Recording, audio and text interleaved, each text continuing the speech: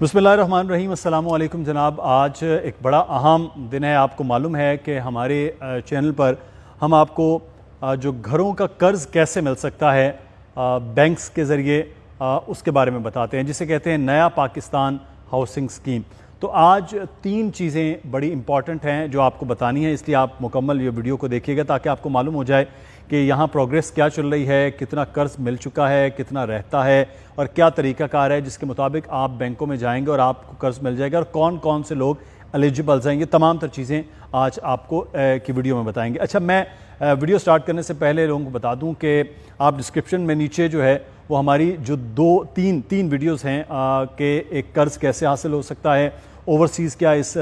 हासिल कर सकते हैं कर्ज़ा अपने घरों में, क्योंकि वो बाहर ममालिक में बैठे हैं तो क्या उनको भी ये बैंक का कर्ज़ा मिल सकता है या नहीं, वो वीडियोस भी आप देख सकते हैं। और क्या शराइत हैं कि क्या किसी बंदे को तनख्वाहदार होना ज़रूरी है या वो NTN नंबर रखता हो वो ज़रूरी है, टैक्स पे करता है तो वो ज़रूरी है,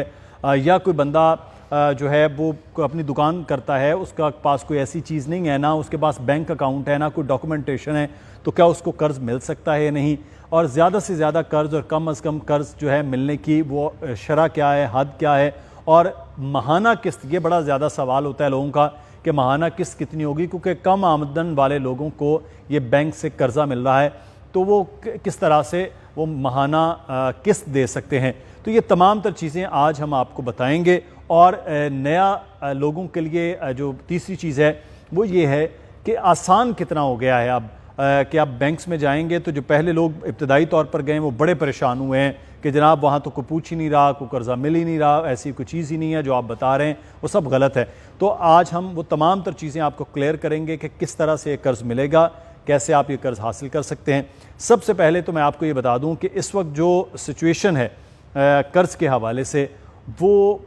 जैसे वज़ीर आज़म इमरान ख़ान ने ये ऐलान किया था कि बैंक जो हैं वो कर्ज़ देंगे, तो फिर एक पूरी अथॉरिटी बना दी गई नया पाकिस्तान हाउसिंग स्कीम के हवाले से। उसमें दो चीज़ें थी, एक तो वो घर बना कर देने थे खुद गवर्नमेंट ने जो लो इनकम में थे, दूसरा वो था कि आप अपना कर्ज़ा हासिल कर सकते हैं जितना भी आप कम अज़ कम चाहें और ज़्यादा से ज़्यादा 1 करोड़ रुपया। पहले कम रखा गया 60 लाख, फिर उसके बाद इसको बढ़ाकर 1 करोड़ रुपया कर दिया गया। इसके तहत आप कर्ज़ हासिल कर सकते हैं 5 साल, 10 साल और 20 साल। ये तरीक़ाकार था कि 5 साल में अगर आप लेना चाहेंगे तो आपका जो शरह सूद है वो इंतहाई कम होगा, 10 साल होगा तो तकरीबन वो पहले 5 साल का 5% है, 10 साल का तकरीबन 7% है, और उसके बाद जो 20 साल का है वो जो भी काबोर होता है, यानी कि जो गवर्नमेंट की सतह पर बताया जाता है कि ये एक शरह सूद रखा जाएगा वो है। लेकिन इसमें अब आप बहुत सारे लोगों का सवाल है कि ये पहले भी बैंक देते थे, ये किस तरह से अब सस्ता कैसे है। तो जनाब ये बड़ा एक आसान काम है कि पहले जो बैंक कर्ज़ा देते थे वो आम जो इस वक्त शरह सूद चल रही होती थी उससे भी ज़्यादा आपको पे करना होता था, फिर आप बैंक आपको देते थे,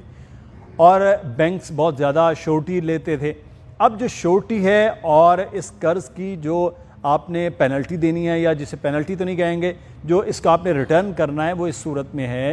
कि ये अब सब्सिडाइज हो गया, यानी कि हुकूमत श्योरिटी भी आपकी दे रही है कि अगर आप नहीं देंगे तो हुकूमत देगी, और दूसरा ये चीज़ है कि आप जो है जो